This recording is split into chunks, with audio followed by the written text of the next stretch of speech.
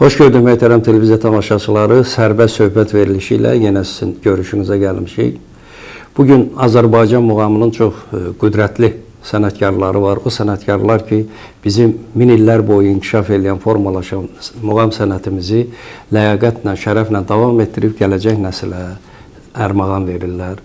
Belə qüdrətli sənət ustalarından biri də Respublikamızın xalq artisti, həm xanəndə, həm uzun illər Azərbaycan Dövlət Opera və Balet Teatrının solisti olmuş, həmçinin uzun illərdir Azərbaycan Dövlət Mədəniyyət və İncəsənət Universitetində dərs deyən professor Canəli Əkbərovdur. Canəli müəllim, bax, gəl elə yubileydən başlayaq. Bu günlərdə sizin yubiley oldu. Maşallah, 70 yaşın zirvəsində Filarmoniyada mən də iştirak edirdim. Gözəl də oxudunuz. Amma belə deyək, bu 70 yaşın zirvəsinin Canəli Əkbərovunu zəngüləli, şaqraq səsinə hələ bir maneçiliyi yoxdur ki? Mən Allahımdan çox razıyam. Belə qalmağımda mən deyərdim ki, mən də hələ digər sənət yoldaşlarım kimi elə babat qalmışıq. Bizi sağlam saxlayan, görünüşümüzə dəyməyən nə varsa bunu xalqımızın məhəbbəti bizə bəxş edib, Allahın qüdrəti bizə bəxş edib. Və mən deyərdim ki, özümüzü qorumuşuq. Həm də mən təbiətən sağlam rəqabətçiyəm. Mənim içimdə qərəz adlı rəqabət yoxdur. Canəli müəllim, bu dinləyicilərimiz, Canəli sevərlər, muğam sevərlər çoxu bilmir ki, siz iş fəaliyyətinə həkimliklə başlamışsınız. Həkimlik yara, xanəndəlik yara, özdə maraqlı cəhət nədir? Yəni ola bilər, sonradan Hacı Məmmədov da həkim idi, həm də tarzən idi. Amma sizin evdə sizin Xanəli kimi atanız olub ki, o zonanın ən məşhur sənət ustadıydı. Sorağı Qarabağa da, Şirvana da, Bakıya da gəlib çıxmışdı. Bəs nətər oldu? O səsi sizdə görə siz getdiniz, tibb məktəbini oxudunuz. Bu ailəmizin, məsələn, mənim atam rəhmətlik, Allah ölənəcə rəhmət eləsin, anam, bunlar hər ikisi elə bil marifət çox yaxın adamlar idilər. Onların arzuları məni həkim görmək idi. Baxmayaraq, anam 1956-cı ildə mən orta məktəbin 3-cü imtahanında ikən anam dünyasını dəyişdi. Amma atamın kamançalan yoldaşı vardı, İsmail xan Talşinski. Çox qüdrətli adam idi, çox böyük ziyalı idi, böyük də sənətkar. O məşhur Talşinskilərdən. Bəli, o xan nəslindən idi. O mənim sənədlərimi apardı, atamın xəbəri olmadan mənim sənədlərimi verdi Lənkəran tibb texnikumuna. Felçer işləmisiniz ya həkim işləmisiniz? Kənd həkim məntəqəsinin müdiri işləmişəm. Sonra xəstəxanada işləmişəm. Sonra gəlmişəm Bakıda... Nə üzrə daha çox ixtisaslaşmışdınız? Can həkimi idiniz ya, cərrah idiniz ya? İnanallah, desəm, inanarsınız mənə. Siz məni gözəl tanıyırsınız. Mən, məsəl üçün, Bakıya köçdüm 63-cü ildə qan köçürmə institutunda işlədim. Gülşad Hüseynov vardı, böyük alim idi. Otağında saz çalarda məni oxudardı. O da mənim eşqi vardı bu adamın. Sazla da oxumusunuz? Bəli. Sonra mən gəldim travmatologiya institutuna. Bu da hamısı bir ilin ərzində baş verdi bu hadisələr. Orada Azad İsmailov vardı, ona Azad Ağayev işləyərdilər. Yaxşı mütələqqi adam idi, yaxşı mütəxəssis idi. Axır vaxtlar Azərbaycanda muğam sənətinə son dərəcə böyük diqqət var. Yüksək dövlət səviyyəsində, Heydər Əliyev fondu səviyyəsində, şəxsən onun prezidenti Mehriban xanımın səviyyəsində, onun həyata keçirdiyi layihələr dünyada məşhurdur artıq. Bunlar çox gözəldir, get-gedə də formalaşır, muğam evi tikilib gözəldir. Məni bir məsələ narahat edir, siz də professorsunuz, neçə ildir tədrislə məşğulsunuz. Musiqi və poeziya deyimimizdə bəzi ifadələr fars təbirincə deyilir. O cümlədən muğamların adı. Məsələn, İsfahan bayatçısına bayat İsfahan deyirik, Şiraz bayatçısına bayat Şiraz deyirik, Qacar bayatçısına bayatı Qacar deyirik. Halbuki şikəstəyi Qarabağ demirik ki, Qarabağ şikəstəsi deyirik, amma o birində şikəstəyi fars deyirik. Halbuki bu fars şikəstəsidir, bu əcəm şikəstəsidir, bu sallama şikəstəsidir. Siz necə baxırsınız? Tədricən sizin kimi sənətkarlar radioda, konsert salonlarında, televiziyada bəlkə tədricən bu adları siz də belə çəkəsiniz ki, cəmaatın da yaddaşına bu cür hopsun. Birdən-birə dəyişmək düzdür, çətindir, yaddaşlardan çıxartmaq çətindir. Bununla gərək çoxlu iş aparasan. Çünki bu bir verilişin... Yox, bir günün, bir ayın, bir ilin işi deyil, tədricən. Niyə? Bu beyinlərə həkk olunub.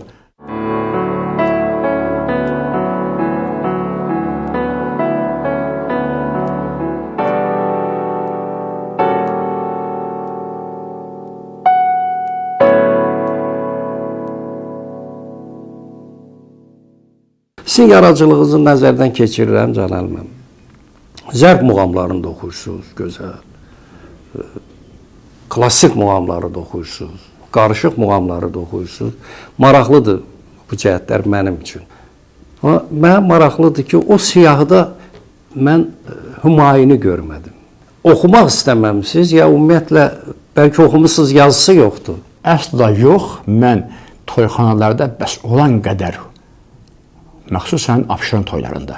Çünki Abşeron toylarının tamaşaçıları, dinləyiciləri regionlarınkindən çox belə nətər deyirlər, muğama bağlılıq, Bakı kəndlər var, muğama, adi adamlar da çox dərindən bilirlər. Klasik poeziya bağlılıq burada daha güclüdür. Ona görə toyxanalarında çox oxumuşam. Mənə qədər Abşeronda Möğü Səhər adlı bir Mahurindi muğamının qabağında bir üvertüra kimi oxunan musiqi parçası var ki, o da oxunmurdu. Ümumiyyətlə, zərb muğamlar oxunmurdu. Bu nə idi onun adda? Möğü Səhər. Yox, belə səslə deyə bilərsiniz necə? Bu Mahur Hindi adındadır. Rast adındadır, amma Mahur Hindi kökündə oxunur. Tarın do pərdəsindən. Gəldi baharın səfası, çox oxuyur ki, gəldi baharın sədası. Baharın sədası olmaz, baharın səfası olar. Gəldi baharın səfası, ay aləmi tutdu ziyası. Səni Gülüstan yanında ucaldı, bülbül şeydanın nəvası. Balam hey nəvası, gülüm hey nəvası. Belə bir oxumaq növüdür. Burada niyə mən bunu zildən götürdüm? Mahurindi ümumiyyətlə bəzmigah guşəsi ilə zildən bərdaş olunmalıdır. Bəs niyə onda yazdırmadınız bu Hümayunu, Can Əli? Hümayunu sözün açığı, yəni mənim tərəddüdüm olmayıb. Məsəl üçün, bizdə adamlar olub ki, onlar üçün hər cür şərait yaradılıb, bir ay o radio komitə bunların ixtiyarına verilib. Tikə-tikə yazıblar, sonra calaq ediblər. Amma bizim üçün yox. Bir nə vaxt verildi, 2 saat. Bu 2 saat ərzində mən canlı adamam. 2 saat ərzində nə işsən yazıyla. Bəzən alınmır axı. Bir dəfə alınmayanda 1 il çəkirdi, təzədən mənə vaxt veriləcək, aya verilməyəcək. O ayalar məni biraz dala atdı. Yəni, Hümayun muğamı mənim ifamda çox gözəl alınır. Niyə? Mən o Hümayunu rəhmətli ağadan öyrənmişəm. Seçiz. Bəli.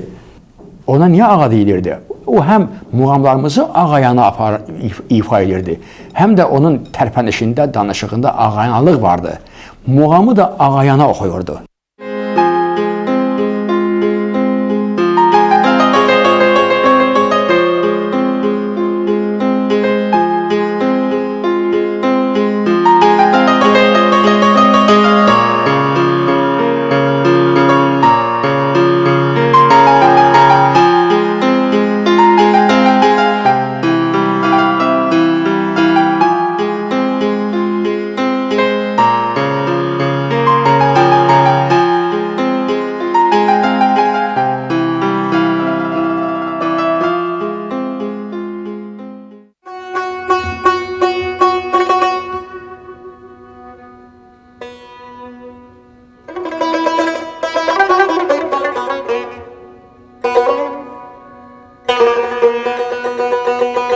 Yüz bir qatayar tuti şirin süxənlərik, öz nəğməmizdə zinətü sərvi çəmənlərik.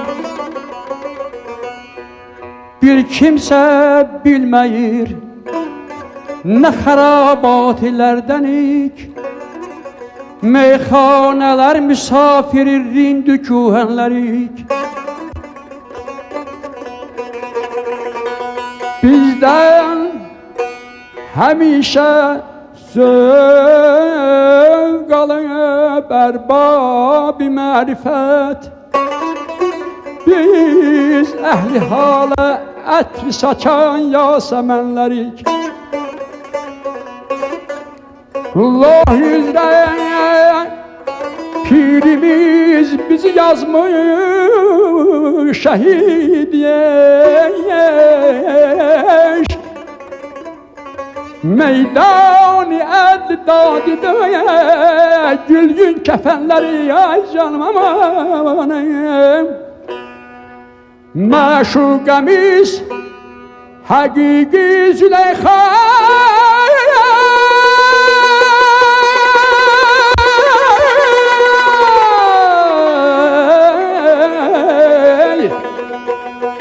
Maşukemiz hakiki Züleyha-i asridir. Eşk aleminde Yusuf-i Gül pirihenlerik. Cavid hemişe halkimizin hatirindedir. Vahid o yoksa ruhiyle hemvatenleri idad bir can yaman daray. Canan müəllim, sizin repertuara üzü o tərəfdən bugüne kadar nəzər salanda hiss edirəm ki, istər muğamların seçimində, klasik muğamların, zərb muğamlarının, hətta xalq mahnılarının seçimində Xan Şuşinski repertuarına böyük məhəbbət bəsləyirsiniz, o repertuara müraciət edirsiniz. Bunun iki cəhəti var. Bir, təbii ki, xan kimi heç kim oxuya bilməz. Mütləq. Bir, o xana ehtiramdan irəli gəlir. Bir də özünə inamdan irəli gəlir ki, mən də burada söz deyə bilərəm. Məsələn, o Narı mahnısını bir dəfə mənim üçün danışırdınız ki, o necə oxunmalıdır ki, bu səs biraz da Zəngülə cəmaata yaxşı çatsın. Bunu necə oldu hazırladınız? Xan əminlə mən Qəbələ rayonunun Sultanlığa kəndində toyda oldum. Onu çox böyütmürəm. Birinci gün biz Xan əmiyə istirahata verdik. Toy 2 axşam idi. Tarçalan Səhvər İbrahimov, kamança Tələt Bakıxanov. O bir dəstə də vardı. Ümumiyyətlə, birinci gecə bitdi, çıxdım Küləkfərəngiyə, gördüm Xan əmi dirsəklənir yastığa, özü öz qəlyan çəkməklə dəm alır. Təkcə çıxdım yuxarı. Çıxdım, toy edən adamın da nüfuzu böyük idi, ziyalı idi, Xan əmidən yaşda böyük idi, amma o da Xan əmiyə Xan əmi deyərdi, Xan deməzdi. Çıxanda Xan əmi belə dedi, ay canım, sən mənim bütün materiallarımı oxudun ki, bunu niyə deyirəm, bu düz gəlsin. Dedim, Xan əmi, sizin proqramınızdan, materialınızdan savayı gözəl material var. Bundan bitib, bu Qəhrəman bəy çıxdı, kişinin adı Qəhrəman bəy idi, ona elə müraciət olunardı. O da məni ilk dəfə gördüyündən Xan əmiyə təşəkkür bildirdi ki, Xan əmi məni gətirib.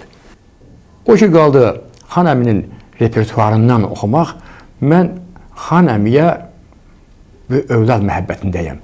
O dünyada da olsam belə, Xan əminin ruhuna xidmət edəməyi bacararam. Bu belə. Mən onun övladlarının birinə çevrilmişdim onun üçün. O ailəyi mənim evimə gələrdi, mən də ailəyi onun evinə gələrdim. Balamın toyunu da o çaldı. Tarixə bir iz qoymadan ötürü ki, mənim balamın toyunu Xan əmi edib. Bu da vardı. Və onun repertuarı mənim üçün amal olub. Həsrətlə baxmışam bunun ifasına. Mən düşünürdüm ki, əgər bu səsin sahibini illər boyu görməsəm, qəfil 1000 adamın içində bunu görsəm, deyərəm ki, bu səsin sahibi bu kişiymiş. Bilirsiniz, muğamları ifa edərkən onun səslənmə trayektoriyası, yəni tonallığı dəyişilsə, təbii ki, orada gəlişlər də dəyişilir. Söz də muğama aid olan 2 cümlədə, yəni libretto kimi seçim edəsin, o lap gözəl olur. Xan əmi bunu çox sadə bir dildə oxumuşdu, orta səygah yerindən, qəzəlsiz, muğamsız. Mən bu Ay Qəşəng Ceyran xalq mahnısını çəkdim tarın sol pərdəsinə. Orada bizdə Həşim Seygah adı vaxtilə alıb. Ana Bağçının milvarı, ay kız danış, gül barı, gül barı, gül. Evimize gelmirsen, komşumuza gel barı, gel barı, gel. Ay qəşəng ceyran, gözlərə heyran, danış dilinə qurban bana, üzdə xalına qurban, danış dilinə qurban bana, üzdə xalına qurban. Gel görey bülbül, bu gülşəndən nə halım var mənim ay aman. Bir gül rənaya bənd olmaq xəyalım var mənim ay canım. Ah ay aman ay. Həmin şey gəlir çıxır tanallığa, o ayaq yeri. Bəs orada qorxulu da, amma o zillə birdən-birə o zillə muğamata keçid. Elə şeydən çəkinmirsiniz? Yox, təbii indi bu yaşda gəl mən bunu belə oxuyuramsa, təbii ki bir 30 il bundan öncə bu, yəni rəhmətlik Həbib Bayram müşayiəti oxumuşam. O ansamblın müşayiəti ilə Əhməd Bakıxanov vaxtında, özünün sağlığında. Yəni əgər o yaşda bunu oxuyordumsa, bu yaşda bunu oxuyuramsa, neysə olub ki oxumuşam. Neysə olub.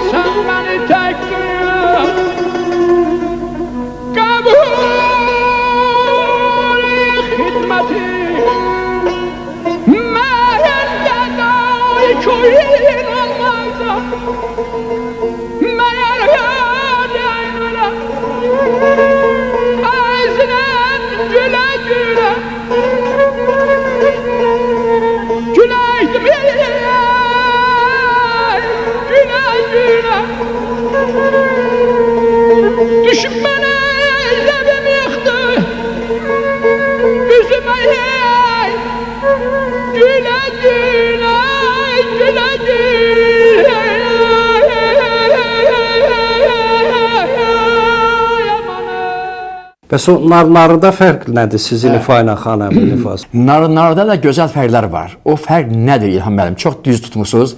Elə sizi mən çox istəyirəm ona görə ki, sizin musiqi duyumunuz çox itidir.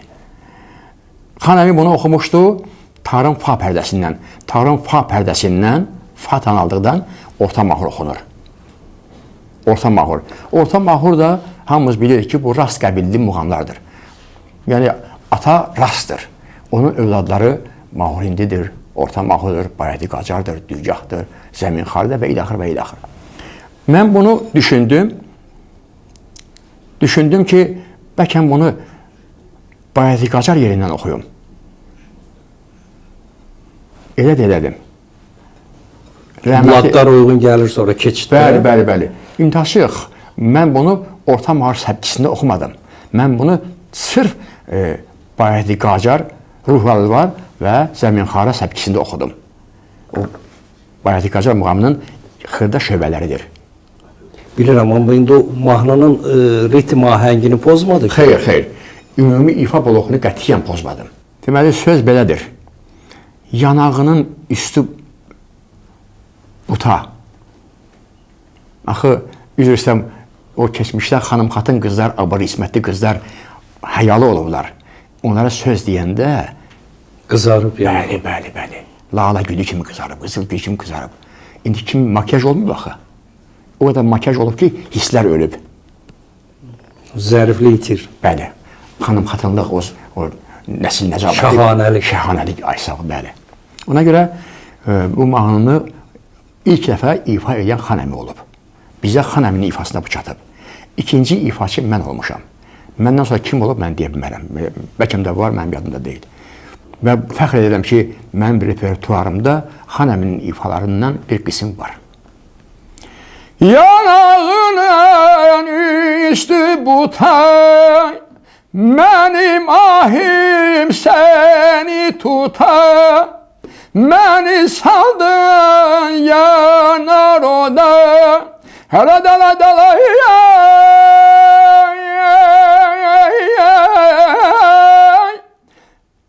halların var qoşa, hər birisi bir tamaşa. Halların var qoşa, hər birisi bir tamaşa. Nar, ah nar,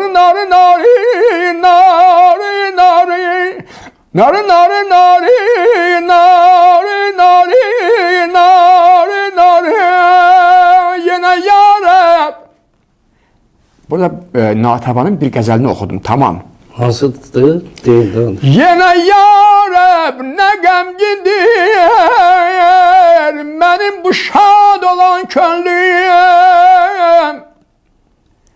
Rimuz yeşidən agah olub, ustad olan könlüm.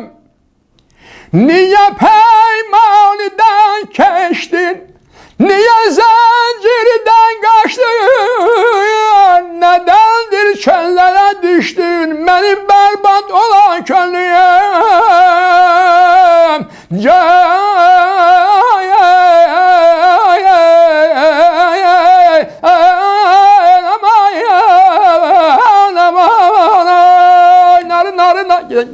Gəl çıxırsan mətləb yerinə.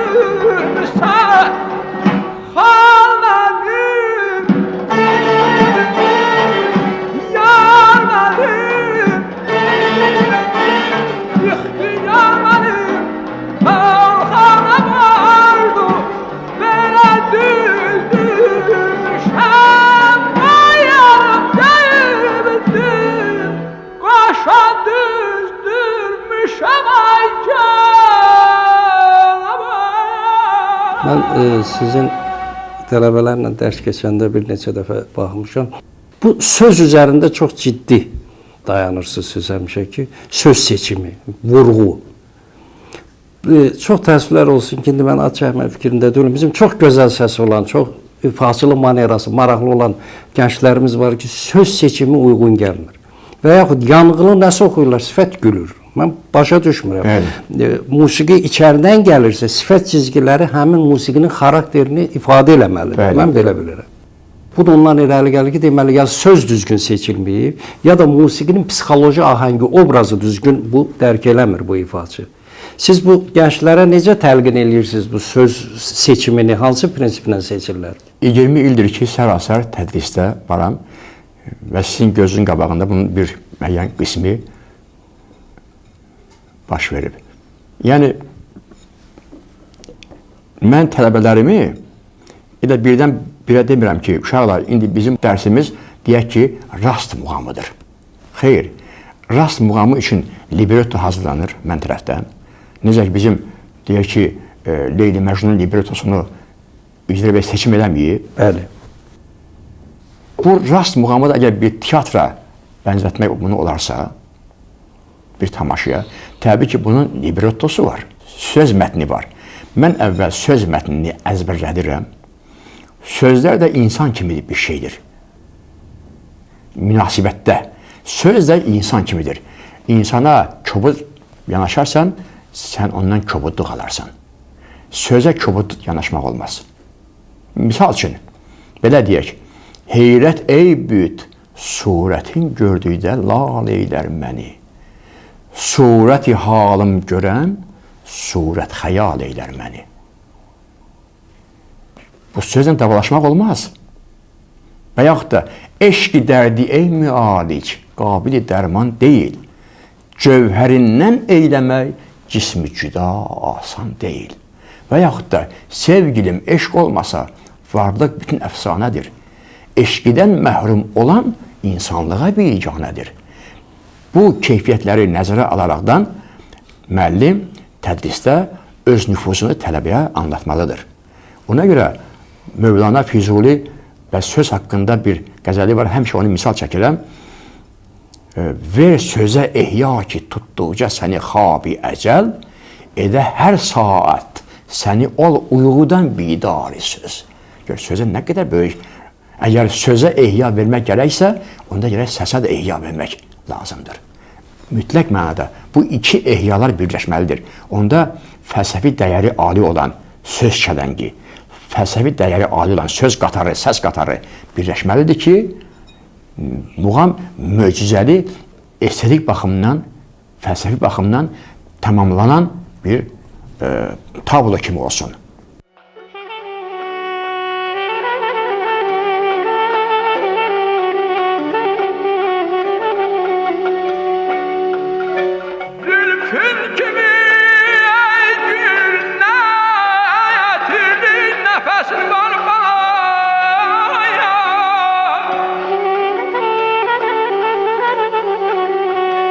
Yoksa buna tafetler can almak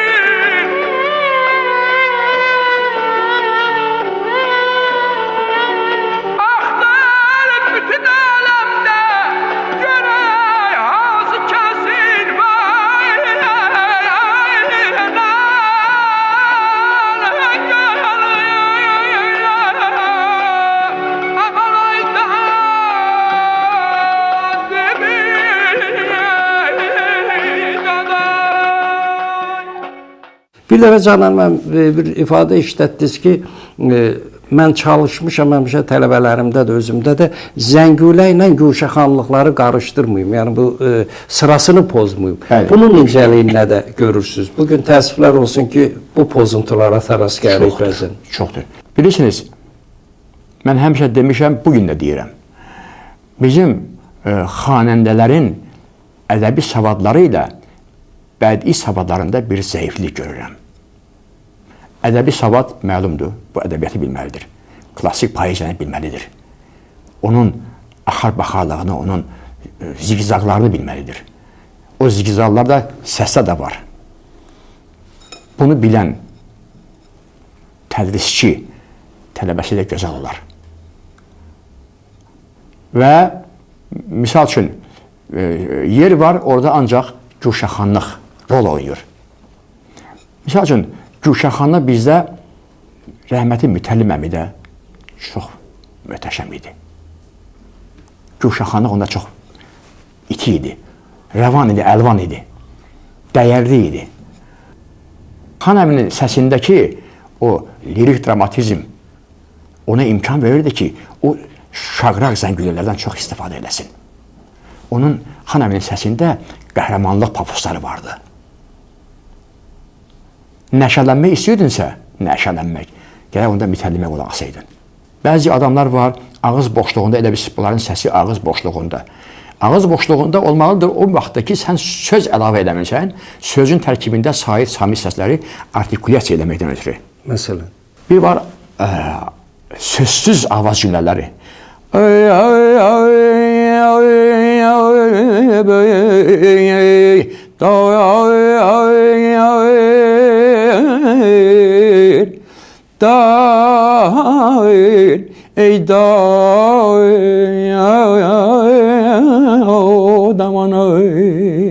sözün sonluğuna axacılıq vermək. A səsi, A sait səsi. Gəlib bu da en səslənməsində durmalıdır. Eləşməsə, köbud qalır, dəyərsiz qalır. Eləşsə A səsi, onda səsdə bir yumuşaqlıq, bir qəlbə yatımlıq yaranır. Bu mənim qənaətimdir. Canan mənim, özünüz dediniz ki, bir səhnə xatırlatdınız mənə. Biz ancaq muğam ifaçılığından danışırıq. Can Ələkbərov həm də opera solisti olub axı. Şah İsmailin partiyasını oxuyub, Məcnunun, Kərəmin, Aşıq Qəribin, Camalın. Bunlar hamısı yaradıcılıq qüdrəti tələb eləyir. Bəs bugünkü opera sənətinə gələn gənclərə və yaxud gəlmək istəyən gənclərə daha doğrusu tövsiyəniz nə olar ki, səslərini opera sənətində necə işləsinlər ki, sonra səhnədə muğam ifaçılığında necə deyirlər, sıxılmasınlar, təzad olmasın. Çox düzgün fikir deyil, müəllim. Siz teatrı müqəddəs bir ocaq kimi sevmişsiniz. Teatrla bağlı sizin fəaliyyətiniz, yararlılığınız çox bağlıdır. Bunu xalq da bilir, dövlət də bilir. Bilirsiniz, yenə əsas meyar sözdür. Əsas meyar. Misal üçün, aşiq oldur kim qılır canın fəda cananına. Meyli canan etməsin hər kim ki qıymaz canına. Bu iki misrada və yaxud da 4 misrada Üzeyir bəy Mövlana Füzulinin o əlçatmaz zirvədə duran sözlərini musiqiyə elə yatırdıb ki, elə ram edib ki, adam heyrətdən bu muğamlardan uzaqlaşmaq istəmirsən. Misal üçün, belə götürək ki, Məcnunu divana adlandırıblar, onu daşqalaq ediblər, ona divan, dəli deyiblər, divana deyiblər. Elə Məcnun divanə demir. Hə də, bəli. Əsl adı deyildir. Bəli, bəli. Ümumiyyətlə, hər dövrdə olub, dünyanın ağıllı adamlarına həmişə elə deyiblər. O baxımdan, misal üçün, Məcnun biləndə ki, bunu divana adlandırırlar, buna dəli kimi baxırlar, o Allaha müraciət edib. Ya Rəbb, bəlayı eşq ilə qıla aşina məni, birdən bəlayı eşqidən etmə cüda məni. Bunu Üzeyir bəy gör, nə böyük ustalıqla Şahnaz muğamında verib. müğənni gərək bunu bilə, o keyfiyyəti anlaya. Elə muğam mən bilirəm, o ondan bitməz.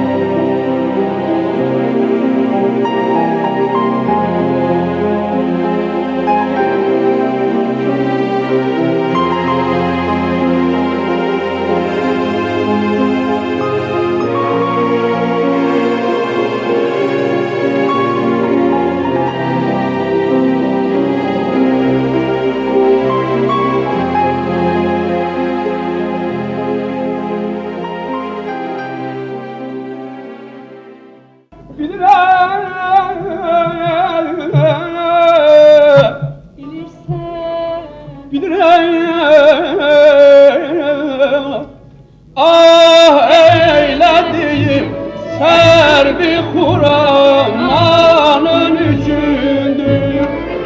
Kan ağladığım gönçeyi fendanın üçündür.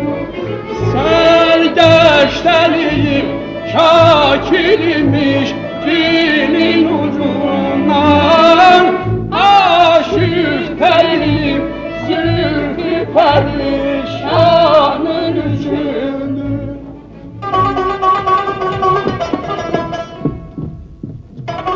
Ay ben doldum, ay ben doldum, senin zülfü perişan görüp nitkiden düştüm.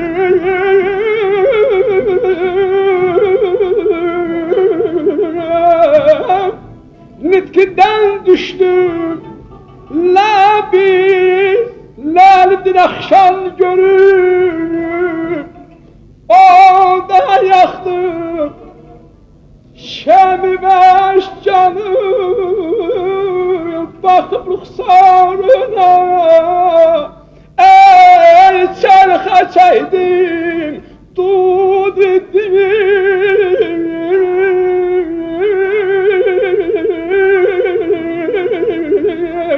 Çarxa çaydım dud etdim, selvi Kur'an'ın görünüp.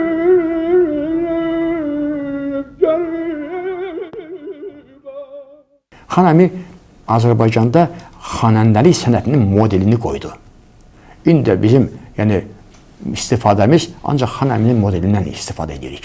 Hamı bizim üçün əzizdir. Məsəl üçün, ağanın oxuduğu Humayunu kim oxuya bilər? Ay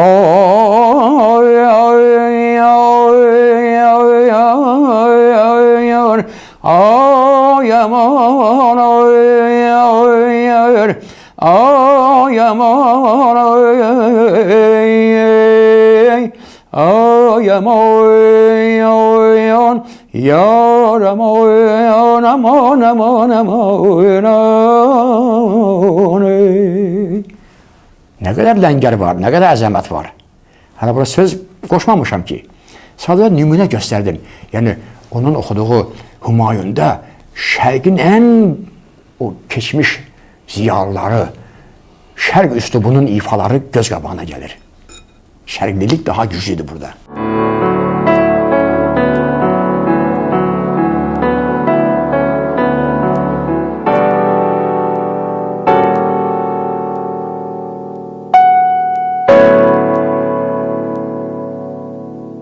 Canar Məmməd söhbət elədiyim ustadlarla sənətindən asılı olmayaraq rəssamdır, xanəndədir, ifaçıdır. Bir ənənəvi sualım var, indi ənənəvi də olsa, elə Bakıda keçirilən Beynəlxalq Muğam Festivalında sübut elədi ki, Azərbaycan muğamı əvəz olunmazdır və çox inkişaf edib, qüdrətli zirvədədir.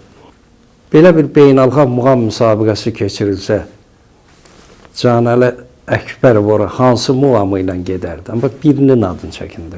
Mən sizin sualınıza bu cavab verdim ki, bugün əgər Bakıda, Azərbaycanımızda muğam simpoziumu olsa, mən orada orta mahur oxuyaram. Orta mahur niyə? Orta mahur həm çalğı üslubu üçün çətindir, çünki texniki imkanlar tələb edən muğamdır, həm də xanəndənin boğazından saf, şaqraq, bir-birini təqib edən əzəmətli zəngilə tələb edən muğamdır. Misal üçün, Xan Əminin səsində o gözəl keyfiyyətlərə görə o Qaçaq Nəbini oxuyanda, o Qaçaq Nəbinin sanki qəhrəmanlıq pafosunu ortalığa qoyub, qəhrəmanlıq pafosunu ortalığa qoymağı bacarıb.